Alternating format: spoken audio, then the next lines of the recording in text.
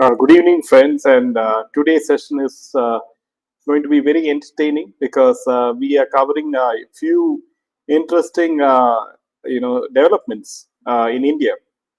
Number one is Prime Minister Modi, has made a huge risky move.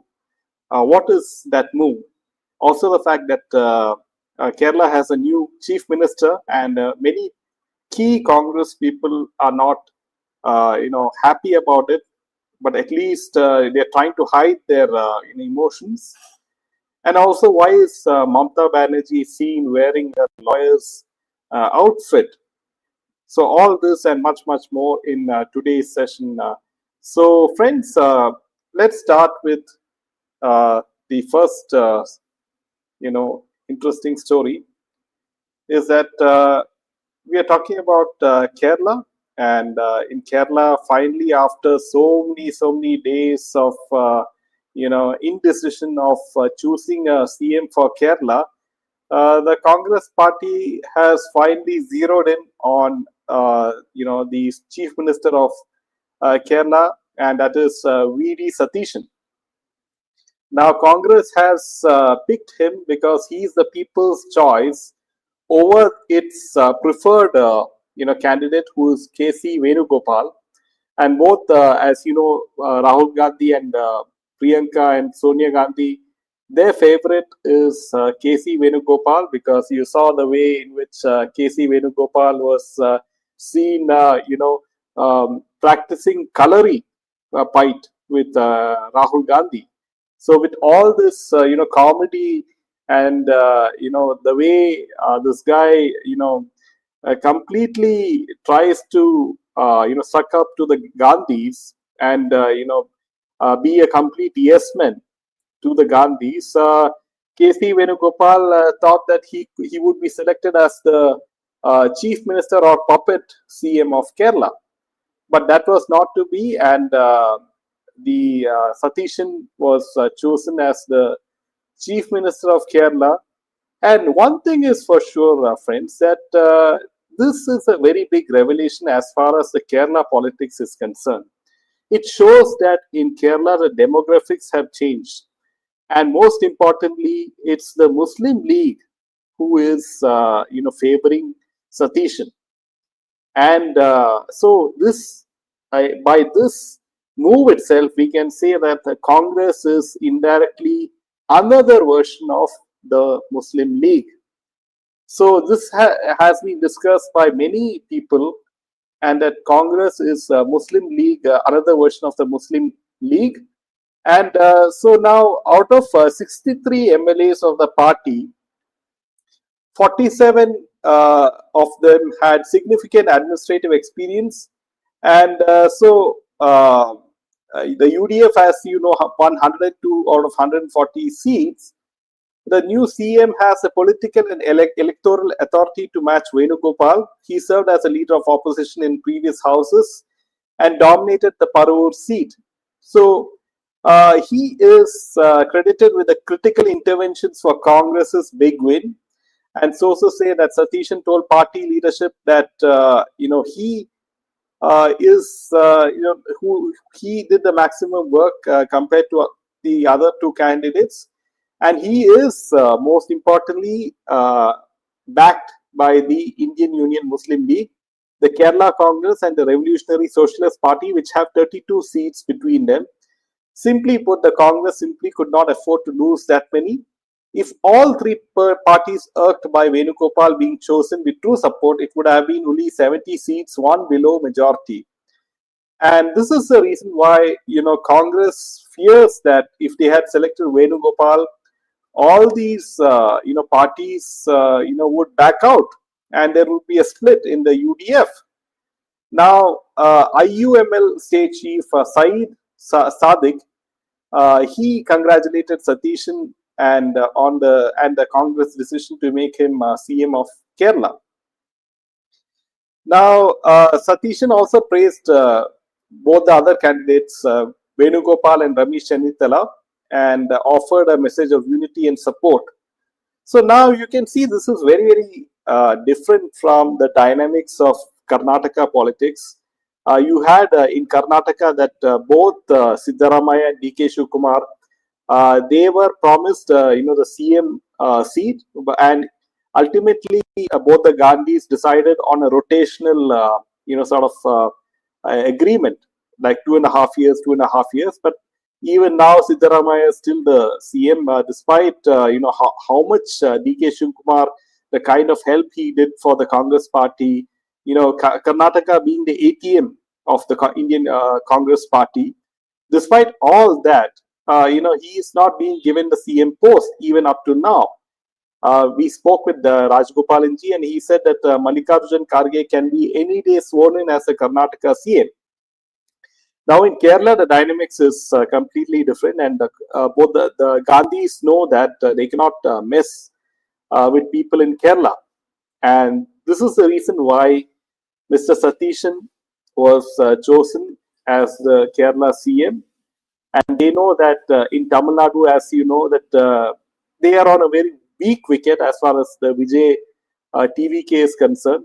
With hardly 4 seats, you saw Rahul Gandhi, on the oath-taking ceremony with Mr. Vijay. And one thing, if you observe in that particular video, is that all the other ministers which in the TVK who were sworn in, right, they gave shake hand to Mr. Vijay, but they didn't even look at Mr. Rahul Gandhi.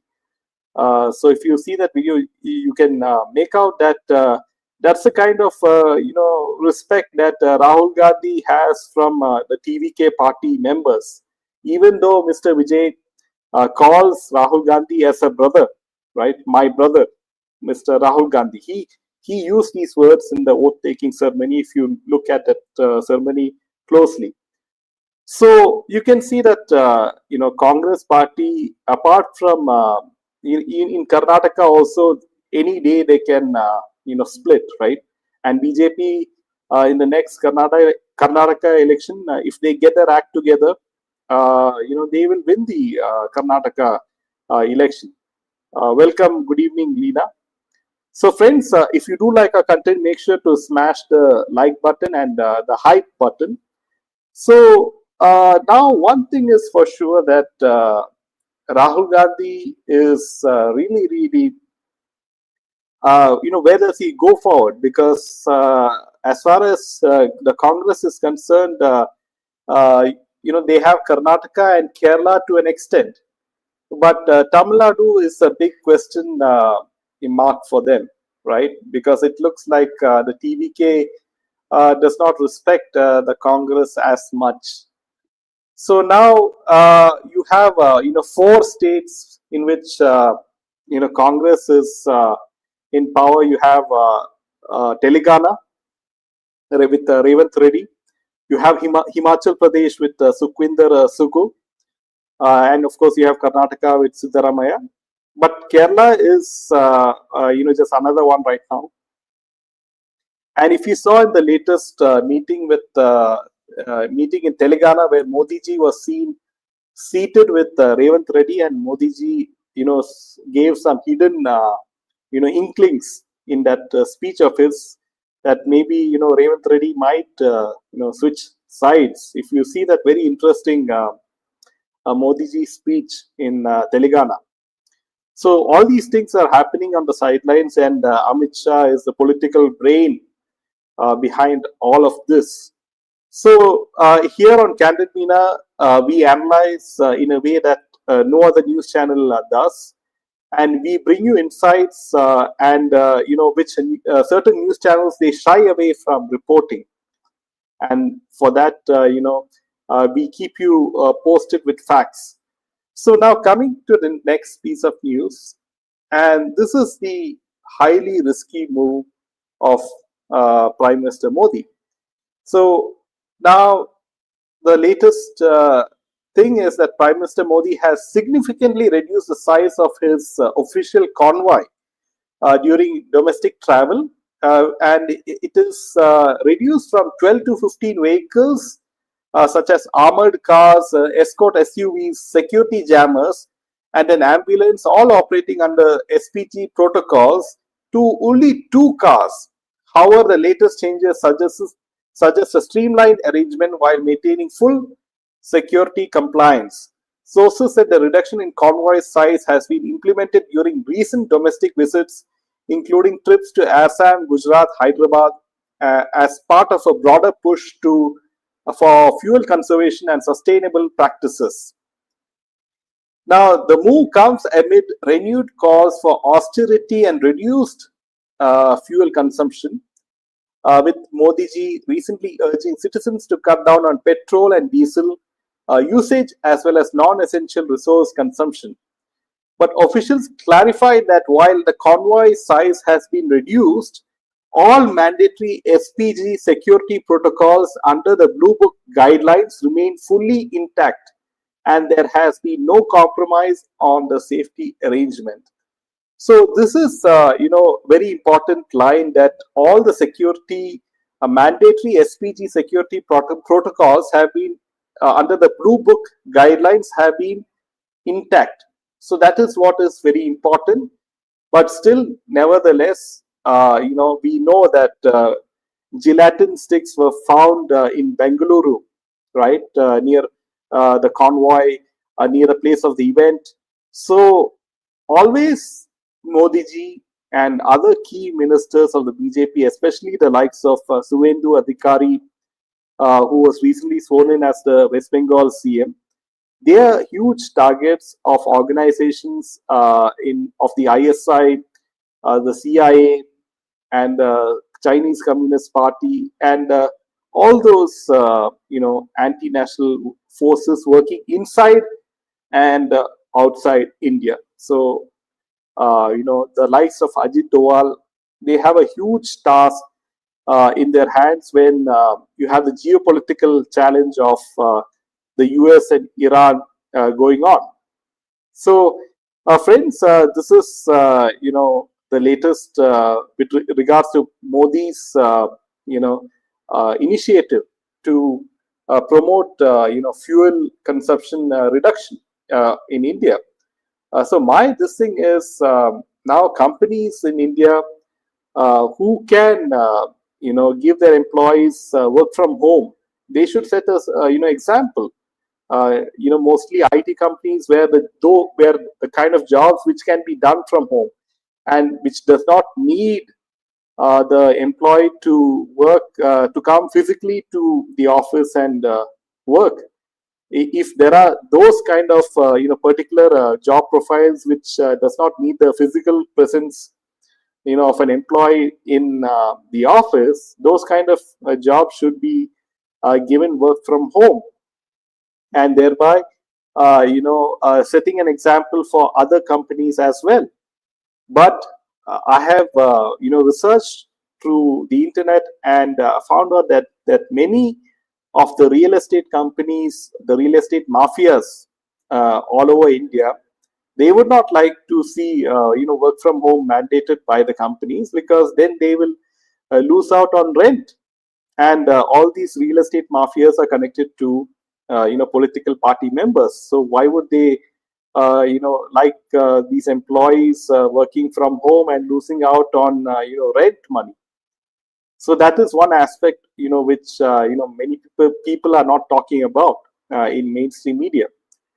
So now coming to the next piece of news, and it is very shocking that the TCS case has the TCS Love Jihad case. It has been completely exposed, and each and every day, more and more shocking information is coming out. Now, accused Nida Khan's recovered laptop reportedly shows contacts with 136 radical organizations worldwide and video calls from Pakistan-based groups training her to convert Hindu employees at the BPO unit. Multiple FIRs detail religious coercion, mockery of Hindu deities, and pressure tactics on women workers. TCS has suspended staff, but serious questions remain on internal safety failures. Now, investigators are examining around 171 links to religious content that were allegedly sent to victim as part of the efforts to influence her thinking and behavior, sources said. The SIT is probing whether the alleged activities extend beyond a personal relationship and form part of a larger systematic effort targeting employees in a corporate environment.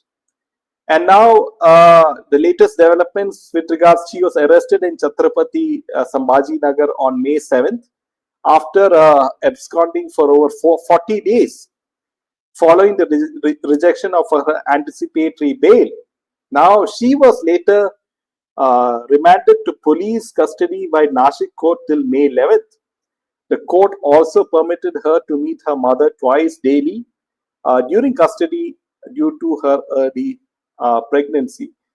So now it is very clear that she is trying to play the victim card and somehow, wriggle her way out of this case, because she knows the loopholes in the Indian legal system, and obviously there are a lot of people and ecosystem supporting, guiding her as to how to navigate around those loopholes. But my this thing is, why is the TCS company, why are they not coming out in public, issuing an apology that this thing has happened? They should issue an apology because this is very, very serious case, and what kind of message it sends to the people in India that your daughters and sons are not safe, working in a corporate company. Is that the kind of message they want to send? Yes, there can be weekly rotation for work from home, says Leena. No Islamic country allows religious conversion. They have death penalty if anyone changes religion. Yes. Mamta Banerjee, in her new profession, did she leave politics? I think following the footsteps of Mr. Kapil Sibal. Why can't government throw her to Pakistan, Afghanistan? Why are loopholes not closed by the government? Yes. So now, friends, coming to what is very interesting is that this lady is a very good actress. I think that Ekta Kapoor should give her some role, right, in her serials.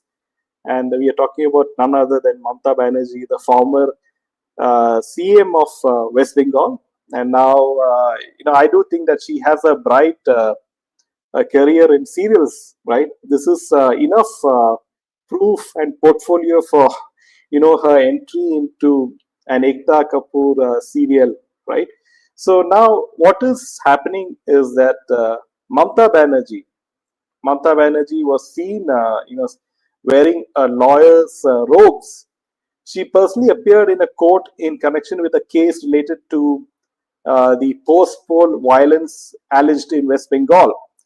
And reports say that she intended to participate in or support legal arguments tied to a PIL and related proceedings.